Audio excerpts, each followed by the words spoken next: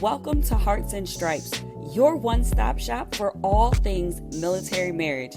I hope our discussions and interviews equip you with the tools to start or grow a beautiful marriage as we address the benefits and challenges of marriage. I believe life's most precious moments are worth celebrating, so I'll help you design your marriage blueprint in alignment with your core values. Thank you for joining us, and remember to rate, subscribe, and review. Let's do this. Hello, everyone. I am back with another episode of Hearts and Stripes. And again, I have the phenomenal Jennifer Brantley, who is going to join me for this Heart to Heart. We are just having a little girl talk, just chatting about some past episodes that we had on Hearts and Stripes podcast. And today we are going to talk and recap all about the interview that I did with Dr. Gary Chapman. So to let me refresh everybody's memory, this was an interview actually that we did during the Combat COVID Marriage Summit. And Dr. Gary Chapman happened to be a guest during that summit. He, of course, many people know his claim to fame is the 5 love languages. Jennifer, what did you think of that interview? Just Dr. Gary Chapman's work overall. I mean, I feel like he's Dr. Gary Chapman, but he like Uncle Gary, who is always breaking things down for people in their relationships. Yeah, I thought it was a phenomenal interview. I'm definitely a fan of him and the military version of the 5 love languages. I think a lot of what he spoke about resonated with me, because I actually think that we've previously talked about the love languages, the 5 love languages. Mm-hmm. Yes. And, I think what stuck with me the most was towards the end when he spoke about how for years he got married and he was expressing his love one way. So he was talking about, I think it was words of affirmation is the way that he was showing love to his wife. And finally she was like, honey, if you love me, right, why don't you help me? And he's like, oh, I need to change up the way that I love. And I think that really, really spoke to me because it reminded me how intentional we have to be about speaking the correct language to our loved one, not speaking how or not loving them how we would like to be loved, but realizing that they're an individual person. So no, I completely agree with that takeaway from the interview. I think oftentimes we get stuck and blindsided by, well, this is what I want to receive, so I'm going to apply that so that I can get it back. And that's not how that works in relationships. I know my husband and I have seen that in our own relationship, and knowing that our love languages change. So for example, before we had children, him doing acts of service didn't really do it for me because like, I'm independent. I got it. We good. I was more so interested, or I would respond to like gift giving, and not necessarily like high ticket items, but like things that I really like, oh, you stopped and got me a milkshake. Yeah. What? Like that just spoke to my soul. Like that was how I was. But post children with little people that I have to clean up on, my husband never looked so sexy cleaning these dishes. Let me tell you, he was washing dishes. He helped make some dinner. I was just like, okay, sir, you stepping out today. Like I even had to call a friend. They was clowning on the phone too. They were like, oh, okay, we know what time it is because he washing dishes. So I love that Dr. Chapman said that he came to that realization, and I appreciate his body of work because this man has written so many books, and just sharing that with each and every one of us because it's a way to easily identify via the quiz and then just apply it practically in your marriage relationship. So Jennifer, what would be your love language? And kind of, if you can think of, what is your spouse's love language? What did you guys discover? So I will say that when we first got married, well, before we got married, when we were dating, we took the test, right? And I believe mine was words of affirmation and quality time. So those were my 2 things. And I think it's still pretty much the same. We don't have children, but I find that sometimes we need different things at different times. Yeah. So you have to be able to communicate that. I know for him, his was acts of service, or that's what he told me. But his method of conveying what he needs can use a little work. But that's Don't they all? Right. That's marriage. But yeah, those are our love languages, I would say. And it does definitely take some effort to remember that and to speak to each other, like I said, in that way. But I feel like his is also morphed a little bit. I don't think he needs quality time as much as I do, but I think to some degree he also benefits from words of affirmation. Yeah. I think we all probably have a little bit of that in us, where we like to get those words of encouragement and just to know that we're doing a good job as a partner. So yeah. I agree. And I love how in that episode, now that was recorded during a time when we were like right in the midst of the pandemic. We were in the thick of it. And I love how you talk about your love language just changing over time, because I also feel like quality time may not be high on people's list because we don't right now. We've been quarantined for so long. Everybody's like, yeah, okay, I'm good on that one. Thanks. What other love language can we practice right now? But just kind of what have you heard or seen when it comes to relationships throughout the pandemic, and maybe not just marriage relationships, because I mean, that's what we focus on Hearts and Stripes, strengthening military marriages, but also other relationships matter too when it comes to your family that may not be close to you during the time of a pandemic. So what have you kind of seen with how you exercise the love languages, or how you continue to build relationships throughout this uncertain time? Yeah. I actually kind of had this discussion with a friend via WhatsApp, because England, and she lives in Portugal. Oh, yeah. And and we're both from the States. So, well, she's originally from India, but States is where most of her family is now. And we were talking, and she's like, I'm trying to figure out how to be there for my family and how to show them that I still love them. Because when I was at home, the way I would show them that I love them would be physical touch or presence, quality time, or acts of service, like knowing that they needed something and being able to do that. But when you're so many miles apart, and it's been the same with COVID. So here in England, we're back to where you can only interact with 6 people at a time indoors or something. Oh, yes, wow. ma'am. Okay. Yeah. And you have to stay in your bubbles, and they're closing restaurants and stuff down at 10 p.m. So you can't really hang out with each other. You're not supposed to. So you have to find different ways to show that you love people. And I think that COVID has forced people to kind of adjust their love languages. It's been a lot more for me personally, words of affirmation with family back home, because that's all that I can give them. Or quality time via Zoom, or via a phone call.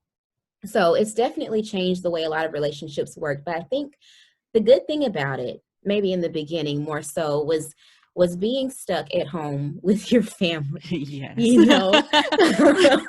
I'm laughing, but being stuck at home and being forced to kind of have that time. Like, you have nothing else to do. You have nowhere else to go. You are literally forced to spend time with each other. Right. And it seemed like a lot of people have discovered things about each other that they maybe were not aware of or have forgotten, that was kind of forced upon them.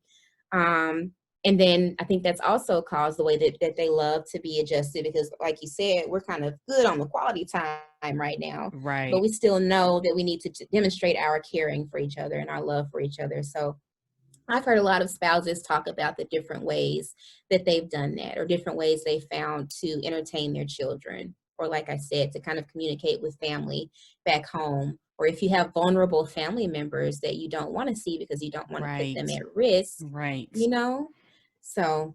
No, I completely agree with you. On the front end of this COVID-19 situation, I was very grateful for all the quality time. And I honestly can say, I know people like, ooh, 2020, I can't wait to be out of this year. But really, 2020 has been a blessing in different regards, because it forced us to slow down. And with all that additional quality time, I can personally say that I feel like my marriage relationship has grown. And I know some other people have shared that same sentiment. But with 2020 overall, I love how you talked about just connecting with family. And It goes back to how we previously discussed, like you are an individual first. And you wear many hats. Yes, you are a spouse. That's one of them. But you are a daughter, you're a sister, you're a cousin, you're a friend.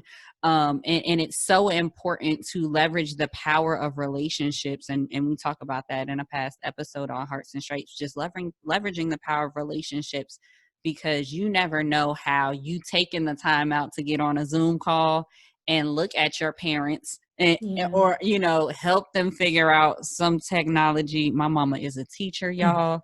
So this virtual learning, I have had to help her out with her Bitmoji classroom and all types of stuff. Oh. But I appreciate doing those things because it has allowed us to connect in a way where I can't physically be there because of this military lifestyle, that I'm still able to connect with her in new ways. So I absolutely love that.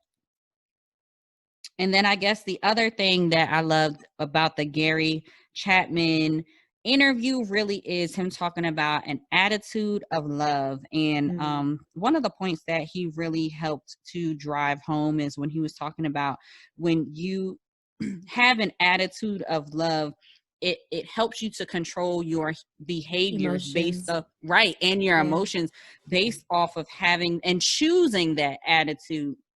How have you kind of seen, whether it's throughout the pandemic, just in general, with having that control over emotions and behaviors as it relates to choosing to have an attitude of love? Because girl, I know it's hard. Like I saw that one post that you put up when you was like, okay, this is gonna be a petty post right here. You just asked me for something. And my Instagram reel. And it was so funny. And I was like, yes, but she's doing it in love. Look, she's doing it in love. I do the same thing with my husband when yes, I have my own brush, but he has a brush that usually is just sitting right there when I just need to just get this edge right here. So I was in the bathroom trying to be quiet. And I went and used the brush to kind of brush my hair, and his head like popped out from the side. He was like, oh, so you using my brush? And I was like, dang. And our husbands related. Yes.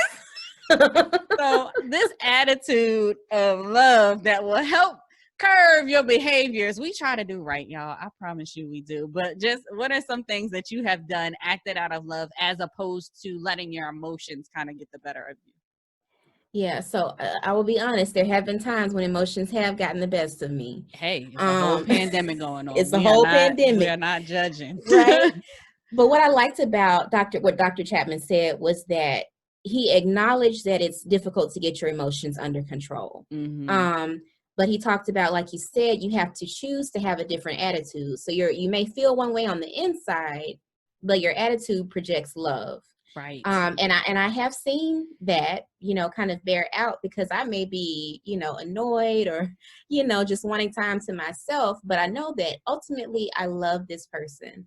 Right. And I want them to know that and feel that love, because as you say, we have a blueprint for the marriage that we want. We're creating this blueprint for marriage, and we have to have the correct attitude to bear that out, to bring it to fruition. So I have definitely seen or had instances personally where I've had to kind of overcome, certain emotions, not even necessarily related to him, right, but just from external sources, and still purposefully go in the kitchen, make dinner, because he can't cook. Or actually, he can cook. He just chooses not to. We're going to let that. We're going to let the Lord work on that. Yeah. But, just purposefully choosing to do things that I know will make him feel loved. Right. So I'm absolutely with Gary Chapman on that point of choosing the attitude of love and how it actually makes the other person feel that you do care for them and love them. They may not even know what you have churning on the inside, all the time. But as long as you're projecting this, I love you, I'm doing this for you because I love you, I'm not expecting anything in return. It helps build a stronger marriage. Absolutely. Well, Jennifer, thank you so much for recapping the Dr. Gary Chapman interview. That is episode 28. If anybody wants to go back and listen to it again, it is still applicable now. And of course, you can find any of Dr. Chapman's books wherever books are sold. He is a powerhouse. He continues to inspire us and encourage healthy relationships. And we are so grateful to have had him on Hearts and Stripes.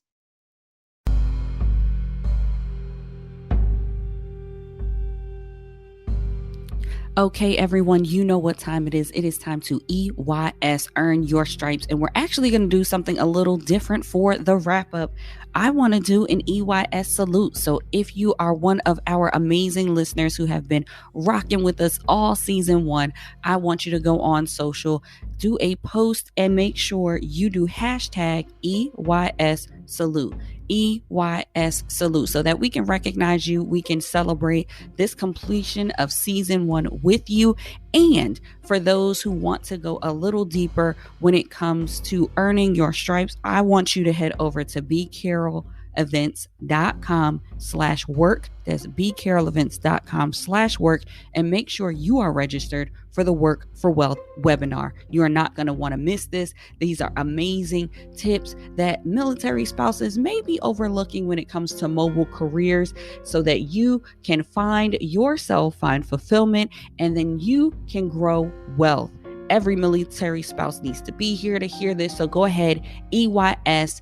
Make sure all my veterans out there, you are hashtagging EYS salutes, and everyone is signing up for the Work for Wealth free webinar.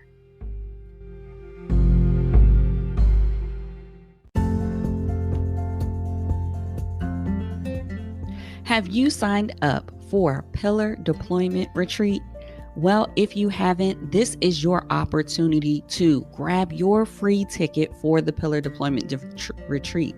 It will be going on November 8th through the 10th. And this retreat is all about the deployment countdowns and ensuring that we can simplify this process for you. So join the phenomenal speakers. I will be one of them joining this amazing lineup, because you know what? You may be out there feeling overwhelmed, lonely, and uninspired during this time. You may want to create a foundation and grow your relationship over the distance, or shore up your self-care to avoid burnout during the deployment countdown. This is the retreat for you. It is a free retreat. Let me say that again. It is free, and it is happening November 8th through the 10th. So be sure to go to pillardeploymentretreat.com. That's pillardeploymentretreat.com and get your free ticket today.